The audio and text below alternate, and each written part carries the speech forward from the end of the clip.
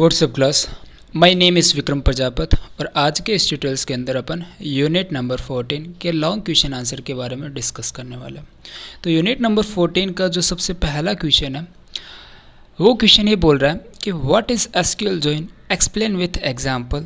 भाई जॉइनिंग क्या होता है और उसको एग्जाम्पल की सहायता से एक्सप्लेन कीजिए। तो जॉइनिंग किसे कहते हैं, तो यहाँ पर मैंने कुछ थ्योरी के अंदर पॉइंट लिख रखा है। आप जॉइन भी बोल सकते हो या जॉइनिंग भी बोल सकते हो, आपकी जो मर्जी है आप इसे बोलिए। तो जॉइनिंग की जो थ्योरी होती है, a join clause is used to combine row from two or more table. मतलब दो या दो से अधिक टेबल्स के रो को आपस में मर्ज करना क्या कहलाता है, जॉइनिंग कहलाता है। जॉइनिंग जो है 4 टाइप की होती है, inner join, left join, right join, full outer join. सबसे पहले अपन डिस्कस करते हैं कि ये इनर जॉइन क्या होती है। तो इनर जॉइनिंग किसे कहते हैं, the inner join keyword select record that have matching value in both table. Matching value both table का मतलब क्या हो गया कि दोनों टेबल के अंदर जो कॉमन रिकॉर्ड आएगा उसी को रिप्रेजेंट करेगा। सो अब देखते हैं किस तरीके से अपन इनर जॉइन को अप्लाई करते हैं। सो यहाँ पर डायग्राम के अंदर मैंने आपको ये बता रखा है कि मान लीजिए ये टेबल मेरी फर्स्ट है और ये मेरी टेबल सेकंड है। अब इन दोनों टेबल के अंदर जो कॉमन आ रहा है वो ही रिप्रेजेंट होगा। जैसे अगर इसका मैं जस्ट एक एग्जांपल लेता हूँ, जैसे ध्यान से देखना कि एक मेरे पास ये टेबल है, ये एक एम्प्लॉय की टेबल है, ठीक है, और एक टेबल है जिसका नाम है डिपार्टमेंट। अब जॉइनिंग के अंदर कि भाई इनर जॉइनिंग के अंदर क्या है कि दोनों टेबल के अंदर वो पार्ट आएगा जो दोनों में प्रेजेंट हो। जैसे डिपार्टमेंट के अंदर अगर देखा जाए तो 1 2 3, ठीक है, ये एम्प्लॉय आईडी ध्यान रखना, और इसमें भी एक एम्प्लॉय आईडी का है 1 2 3। तो सिर्फ ये पहले जो 3 रिकॉर्ड है वो आ जाएंगे, एम्प्लॉय के भी और डिपार्टमेंट में की भी क्या आ जाएंगे, पहले 3 रिकॉर्ड आ जाएंगे, है ना। और इसका जो सिंटैक्स होता है वो किस तरीके से लिखा जाता है जॉइनिंग का, कि select star from table first inner join of a table second on table first dot column name equal to table second dot column name. तो यहाँ पर ऑन टेबल फर्स्ट, भाई मान लीजिए सेलेक्ट स्टार फ्रॉम पहली table का नाम employ है, ये रही मेरे एम्प्लॉय की टेबल, और इनर जॉइन एक अपने आप में कीवर्ड हो गया, और दूसरी टेबल का नाम डिपार्टमेंट है, ये मैंने यहाँ डिपार्टमेंट लिख दिया। फिर ऑन ये बोल रहा है एम्प्लॉय, मतलब पहली टेबल का नाम डॉट EID, मतलब एम्प्लॉय का कॉमन फील्ड कौन सा है, यहाँ पर एम्प्लॉय का कॉमन फील्ड EID है, और डिपार्टमेंट का भी कॉमन फील्ड कौन सा है, डिपार्टमेंट का जो कॉमन फील्ड है उसका नाम भी क्या है, EID, है ना। तो मैंने फर्स्ट वाली टेबल डॉट EID कर दिया, मतलब एम्प्लॉय डॉट EID, और डिपार्टमेंट डॉट EID कर दिया। तो इससे क्या होगा कि इन दोनों टेबल का जो कॉमन पार्ट है वो आ जाएगा। तो आउटपुट के अंदर क्या आ जाएगा, आउटपुट के अंदर ही आएगा EID, ई नेम, ई एड्रेस, 1 2 3 राम श्याम सिमरन कोट गेट JNV और गंगा सर रोड, और यहाँ से डिपार्टमेंट ID 11 22 33 डिपार्टमेंट CS, और यहाँ पर ये दे रखा है IT और AC, और EID के अंदर 1 2 3 ये आ जाएगा। तो इनर जॉइनिंग का मतलब दोनों टेबल का कॉमन, है ना। तो मैं फिर से रिपीट कर देता हूँ कि अपन जो टॉपिक पढ़ रहे हैं वो जॉइनिंग किसे कहते हैं, दो टेबल के रिकॉर्ड को, दो या दो से अधिक टेबल के रिकॉर्ड को मर्ज करना। रिकॉर्ड का मतलब सिर्फ यही मर्ज होंगे, ध्यान रखना, ये रिकॉर्ड कहलाते हैं 1 2 3 4 5, है ना। तो ये रिकॉर्ड है, ये पहली टेबल के हो गए और दूसरी टेबल की ये हो गई 11 22 33 44 55। तो दो या दो से अधिक टेबल के रिकॉर्ड को आपस में मर्ज करना जॉइनिंग कहलाता है। जॉइनिंग 4 तरीके होते हैं, inner, left, right, full outer. Inner का मतलब दोनों टेबल का कॉमन पार्ट आ जाएगा। अब अपन नेक्स्ट जॉइनिंग पढ़ते हैं। नेक्स्ट जॉइनिंग जो है जिसका नाम है left joining. Sir left joining किसे कहते हैं, भाई लेफ्ट जॉइनिंग के अंदर पहले देखो इस डायग्राम के अंदर देखो भाई, पूरी लेफ्ट वाली टेबल आएगी प्लस राइट का जो कॉमन है। भाई लेफ्ट वाली तो ये टेबल आ गई कॉमन, देखो यहाँ पर ये देखो राइट वाला पूरा ऐसा है ना। तो लेफ्ट वाली तो पूरी टेबल आ गई ये यहाँ तक, और फिर यहाँ पर देखो राइट के अंदर भी कुछ कॉमन पार्ट आ रहा है। तो लेफ्ट जॉइनिंग की थ्योरी इतनी सी लिखनी है आप लोगों को, क्या लिखनी है कि कंप्लीट लेफ्ट टेबल, मतलब पूरी लेफ्ट टेबल आ गई with matching right table record, मतलब राइट टेबल का ये इतिहासिक पार्ट आ गया, है ना। और अब इसका एग्जाम्पल वही सेम है भाई, सेलेक्ट स्टार फ्रॉम एम्प्लॉय पहले वाली टेबल, और लेफ्ट जॉइन डिपार्टमेंट, और on employee dot EID equal department dot EID, मतलब यहाँ पर इनर की जगह लेफ्ट जॉइन करना, और सब सेम है। अब अपन राइट जॉइन के बारे में बात करते थे। राइट जॉइन डायग्राम में दिख रहा है, ये राइट साइड है, राइट वाली पूरी टेबल आ गई, और ये लेफ्ट है, और लेफ्ट का जो कॉमन पार्ट है ये वाला पार्ट आ जाएगा। तो मतलब यहाँ पर मैंने क्या लिख रखा, complete right table with matching left table record. अच्छा, इसका एग्जाम्पल वही सेम है, select staff from employee right join department on employee dot E I D equal to department dot E I D. अब next full outer joining. Full outer joining का मतलब क्या होता है, ये लेफ्ट टेबल है राइट टेबल है, मतलब पूरी दोनों की दोनों टेबल आ जाएगी, उसे अपन क्या बोलते हैं, फुल आउटर। तो select all record both table are called full outer joining. तो ये मैंने यहाँ पर इसका एग्जाम्पल लिख रखा है, select staff from employee full outer join department on employee dot E I D equal to department dot E I D, है ना। तो ये मेरा क्वेश्चन कंप्लीट हो गया। अब ज्वाइनिंग क्या होता है, अगर शॉर्ट फॉर्म में देखा जाए, सीधा नॉर्मल वर्ड के अंदर से दो या दो से अधिक टेबल्स के रिकॉर्ड को आपस में मर्ज करना ज्वाइनिंग कहलाता है। ज्वाइनिंग चार तरीके के होते हैं, inner joining, left joining, right joining, full joining. Sir inner joining वो होती है जो दोनों टेबल का कॉमन आता है, लेफ्ट ज्वाइनिंग वो होती है लेफ्ट वाली पूरी टेबल आती है, राइट का कॉमन होता है, राइट ज्वाइनिंग वो होती है राइट वाली पूरी टेबल आती है, लेफ्ट का कॉमन आता है। फुल आउटर ज्वाइनिंग वो होती है जिसमें दोनों टेबल के सारे रिकॉर्ड आ जाते हैं, है ना। और ये सारा का सारा मैंने आपको प्रैक्टिकली ऑलरेडी करवा चुका हूँ, बट इसे मैंने बस ऐसे ही थियोरेटिकल आपको समझाने के लिए एक बार और बता दिया, ताकि आपको पता चल जाए किस तरीके से लिखना है। अगर मान लीजिए क्वेश्चन आता है आपका कि भाई सिर्फ उसने पूछ लिया कि फुल आउटर ज्वाइनिंग क्या होता है, और 3 नंबर का पूछ लिया, तो 1 नंबर की थ्योरी होती है, 1 नंबर का डायग्राम और 1 नंबर का एग्जाम्पल। 4 नंबर का पूछे तो एक आता है एग्जाम्पल और देते हैं। ओके, अब नेक्स्ट क्वेश्चन है, अब देखो all close use in one clause. भाई एक वेयर क्लोज है, वेयर का मतलब क्या होता है, स्पेसिफिक रिकॉर्ड सेलेक्ट करना हो तो अपन वेयर क्लोज यूज़ करते हैं, जिसकी आईडी 1 हो वही करना है तो वेयर का, जिसकी आईडी 1 से बड़ी हो वही करना मतलब वेयर। ग्रुप बाई क्लोज का यूज़ क्यों करते हैं, अपन एग्रीगेट फंक्शन के साथ ग्रुप बाई क्लोज का यूज़ करते हैं, इतना बता रखा। और हैविंग क्लोज का यूज़ क्यों करते हैं, भाई ग्रुप बाई के बाद में वेयर का यूज़ नहीं कर सकते तो अपन किसका यूज़ करते हैं, हैविंग का। तो इसने बोला है कि भाई तीनों का यूज़ करके एक एग्जाम्पल बताइए, तो मैंने यहाँ पर ये एग्जाम्पल लिख दिया। अब जब तक इस एग्जाम्पल को आप प्रैक्टिकली अप्लाई करके नहीं देखोगे ना, तब तक आपको समझ में नहीं आएगा। तो बेटर ही होगा जब अपनी लाइव क्लास स्टार्ट होगी तब मैं आपको इसका एक बार प्रैक्टिकली करके दिखाऊंगा, तब आपको समझ में आएगा। फिलहाल आप इतना ध्यान दे सकते हो कि जैसे देखो select count E name from employee, मतलब काउंट करेगा ई नेम के कितने रिकॉर्ड है, इनर ज्वाइन डिपार्टमेंट मतलब एम्प्लॉय डिपार्टमेंट पर मैंने अप्लाई कर रखा, on employee E I D department E I D हो गया, where E I D equal to 1 और E name equal to Ram, जिसका आई डी 1 हो और नाम राम हो।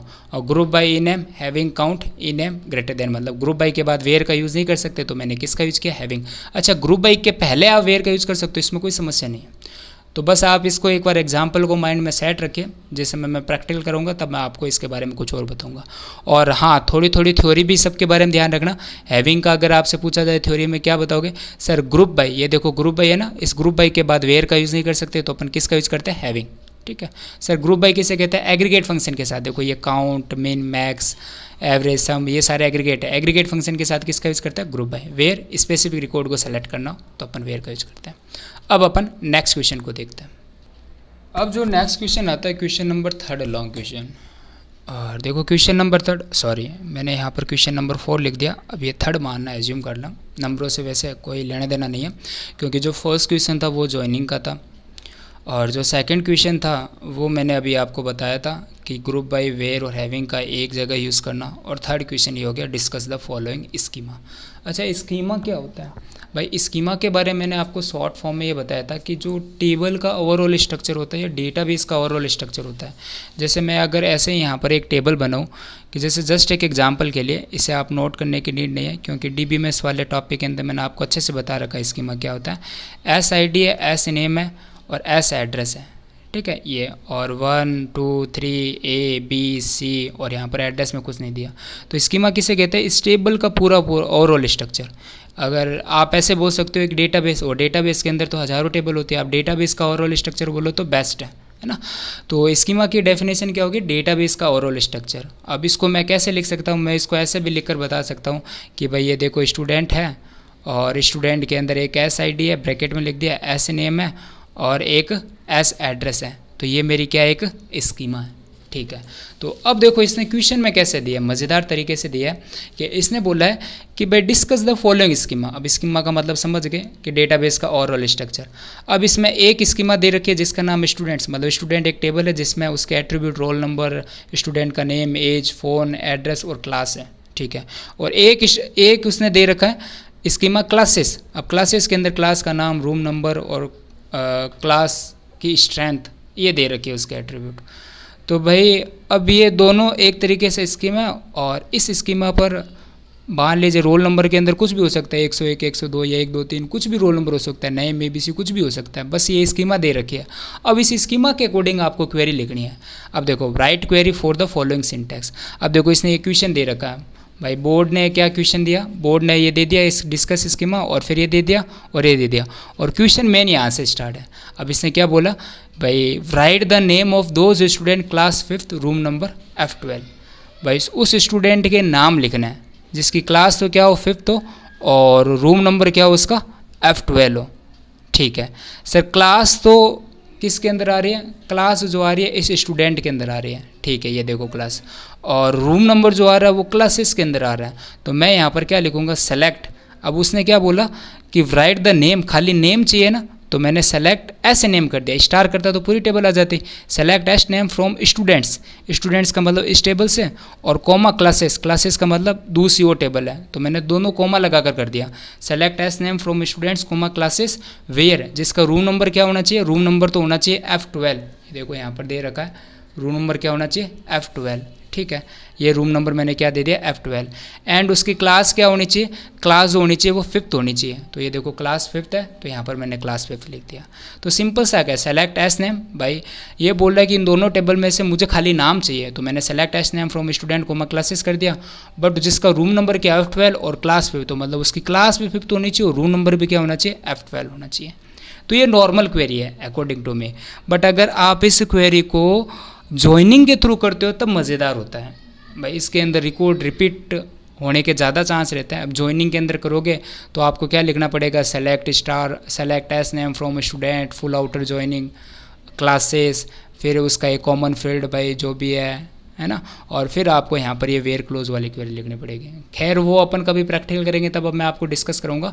बस आप इतना इस क्वेश्चन के अंदर ध्यान रखना, क्वेश्चन को फिर से समझ लेना।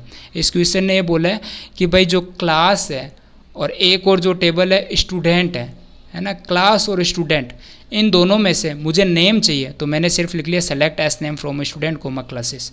ठीक है, बट जिसका रूम नंबर क्या हो F12 हो और क्लास क्या हो 5th हो, तो यहाँ पर देखो क्वेश्चन में लिख रखा है साफ साफ, रूम नंबर F12 हो क्लास 5th हो, तो मैंने यहाँ पर इन दोनों के बीच में एंड लगा दिया। एंड का मतलब ये जिसकी क्लास 5th होगी और रूम नंबर F12 होगा वही रिकॉर्ड आएगा, उसी बच्चे का नाम आएगा, बाकी कुछ नहीं आएगा। अच्छा, अब एक क्वेश्चन यहाँ पर इसने लिख रखा है कि class 10th how many student live in Ajmer. अच्छा, क्लास 10th स्टूडेंट, कितने स्टूडेंट अजमेर में रहते हैं, है ना। तो भाई अजमेर में कितने रहते हैं ये काउंट करना है क्लास 10th के। ठीक है, तो यहाँ पर मुझे सिर्फ एक टेबल की रिक्वायरमेंट होगी, तो सेलेक्ट काउंट, ब्रैकेट मैंने क्या कर दिया एस नेम। भाई एस नेम क्या कर देगा, काउंट एक एग्रीगेट फंक्शन है और एस नेम एक एट्रीब्यूट का नाम है। फ्रॉम स्टूडेंट, मतलब स्टूडेंट के अंदर देखो यहाँ पर एस नेम का कॉलम है, ये देखो एस नेम का कॉलम, इसलिए मुझे क्लासेस के अंदर कुछ नहीं लिखना पड़ा, मतलब कॉमा करके क्लास टेबल का लिखने की नीड ही नहीं पड़ी। तो आप यहाँ पर क्या लिखोगे कि सेलेक्ट काउंट एस नेम, मतलब एस नेम को काउंट करेगा कहाँ से, स्टूडेंट से। भाई एस नेम के अंदर जितने भी रिकॉर्ड उन सबको काउंट कर लेगा, कर दिया। लेकिन फिर ये बोल रहा है कि जिसकी क्लास 10th हो और एड्रेस उसका क्या हो, अजमेर हो। तो भाई पहले तो उसने क्या किया, स्टूडेंट टेबल में से एस नेम के जितने भी रिकॉर्ड उन सबको काउंट कर लिया इस लाइन के थ्रू। ठीक है, और फिर उसने बोला कि जिसकी क्लास 10th है और एड्रेस उसका क्या हो, अजमेर हो। तो इसके बाद उसने देखा कि उसकी क्लास भी 10th होनी चाहिए और वो अजमेर में भी रहता हो, वो बच्चे काउंट करके बताएगा। ठीक है, तो ये इसका क्वेरी है। तो बस इसने सिंपल सा क्या क्वेश्चन पूछा था, सिंपल सा ये क्वेश्चन पूछा था कि discuss the following schema. Schema का मतलब डेटाबेस का ओवरऑल स्ट्रक्चर, और एक किस्म का स्टूडेंट दे दी और एक स्कीमा क्लासेस दे दी और इसके ये एट्रीब्यूट दे दिए, और फिर इसने क्वेरी कर दी, है ना। तो ये 2 क्वेरी है वो मैंने आपको सॉल्व करके बता दी, है ना। तो ये लॉन्ग क्वेश्चन नंबर कौन सा था, 3rd था, ये ध्यान रखना 3rd, है ना। चाहे 3rd हो चाहे 4 उससे कोई लेना नहीं, 3rd है। ठीक है, अब एक लॉन्ग क्वेश्चन नंबर 4th हो रहता है ना।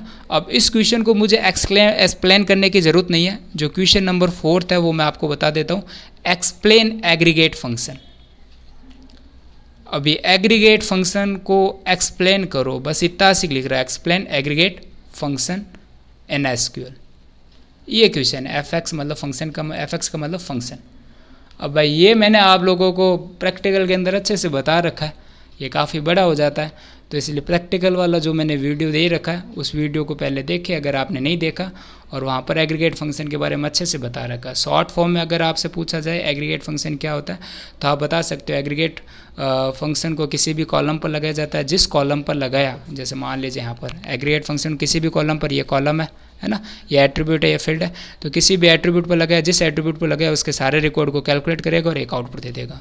और एग्रीगेट फंक्शन 5 तरीके के होते हैं, मिन, मैक्स, एवरेज, सम, काउंट। मिन का मतलब मिनिमम निकालेगा, मैक्स का मतलब मैक्सिमम वैल्यू, मतलब मिनिमम के अंदर आउटपुट 1 आ जाएगा, मैक्सिमम के अंदर 3 आ जाएगा, एवरेज इन तीनों को जोड़कर और अपॉन 3 कर देगा, काउंट कितने हैं 3 है, इस तरीके से बता देगा, है ना। तो ये सारा मैंने आपको बता रखा, आप प्लीज़ देखना। ओके, तो इक्वेशन नंबर 3 और 4 क्लियर हो गया। अब इस यूनिट नंबर 14 के लॉन्ग क्वेश्चन का लास्ट क्वेश्चन क्या है वो अपन देखते हैं। सो क्वेश्चन नंबर 5 क्या दे रखा है, what do you mean by sub queries. Okay, what is the use of sub queries in set comparison. अच्छा, पहले अपन देखते हैं सेट कंपैरिजन ऑपरेटर क्या होता है। सेट कंपैरिजन का मतलब ये लेस देन, ग्रेटर देन वगैरह होते हैं ना, less than, greater than, less than equal, greater than equal, not equal, इसे अपन क्या बोलते हैं सेट कंपैरिजन। मतलब जो दो ऑपरेंड के बीच में रिलेशन को रिप्रेजेंट करता है ना, वो सेट कंपैरिजन। सेट कंपैरिजन को अपन रिलेशनल ऑपरेटर भी बोलते हैं, ठीक है। अब इसने पूछा कि सब क्वेरी किसे कहते हैं। भाई सब क्वेरी किसे कहते हैं, सिंपल सा फंडा है। जब एक नॉर्मल क्वेरी, देखो ये एक नॉर्मल क्वेरी लिख रही है, select S name S fees from student, मतलब एक स्टूडेंट की टेबल, उसमें नेम और फीस आ जाएगा खाली, ठीक, आ गया। जब एक क्वेरी के अंदर दूसरी क्वेरी हो उसे अपन क्या बोलते हैं, सब क्वेरी। भाई ये एक नॉर्मल क्वेरी थी, where S fees less than, जिसकी फीस क्या हो, छोटी हो, select average S fees from student. भाई इसमें से एस नेम एस फीस वाले कॉलम को इसने सेलेक्ट कर लिया, ये देखो यहाँ पर आउटपुट के अंदर सेलेक्ट करके भी दिखा दिया। लेकिन जिसकी fees average S fees from student, मतलब जिसकी फीस क्या हो, एस फीस से छोटी हो। और भाई देखो इसको कहने का मतलब क्या है, एक बार इसका समझने का मतलब समझने का प्रयास करना। Select S name S fees from student, S name और एस फीस आ गया, no problem. Where S fees, मतलब जो ये फीस है वो छोटी होनी चाहिए, किससे, सेलेक्ट एस फीस का एवरेज निकालेगा और फ्रॉम स्टूडेंट, मतलब एस फीस के सारे जितने भी फीस हैं उनको टोटल करके उनका एवरेज निकालेगा, और अगर वो एवरेज छोटा है एस फीस से तब वो रिकॉर्ड आ जाएंगे, है ना।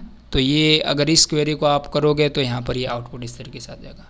बाकी अपन जब प्रैक्टिकल करेंगे तो मैं आपको और बताऊंगा, मतलब जब लाइव क्लासेस स्टार्ट होगी तब मैं इसके अंदर और बताऊंगा। तो अभी आप इतना ध्यान रखना, अगर आपसे पूछ लिया जाए सब क्वेरी किसे कहते हैं, जब एक क्वेरी के अंदर दूसरी क्वेरी हो। ये एक क्वेरी है नॉर्मल, अब इसके अंदर देखो ब्रैकेट के अंदर दूसरी क्वेरी लिख दी, दैट इज सब क्वेरी, है ना। और सेट कंपेरिजन ऑपरेटर, ये लेस देन, ग्रेटर देन वगैरह ये बता रखे हैं। और अब एक बार इसकी थ्योरी को अपन रीड कर लेते हैं। तो यहाँ पर क्या लिख रखा है, ए सब query is a query that is nested inside a select, insert, update और डिलीट। ये बोल रहा है कि सेलेक्ट, इंसर्ट, अपडेट के अंदर एक और सेलेक्ट, इंसर्ट, अपडेट या कोई भी क्वेरी हो तो उसे अपन क्या बोलते हैं, सब क्वेरी। कुल मिलाकर आप ये बोल सकते हो एक क्वेरी के अंदर दूसरी क्वेरी हो, स्टेटमेंट और इनसाइड अनदर सब क्वेरी। भाई सिंपल सा कि ये लाइन आप ध्यान रखना, जब एक क्वेरी के अंदर दूसरी क्वेरी हो।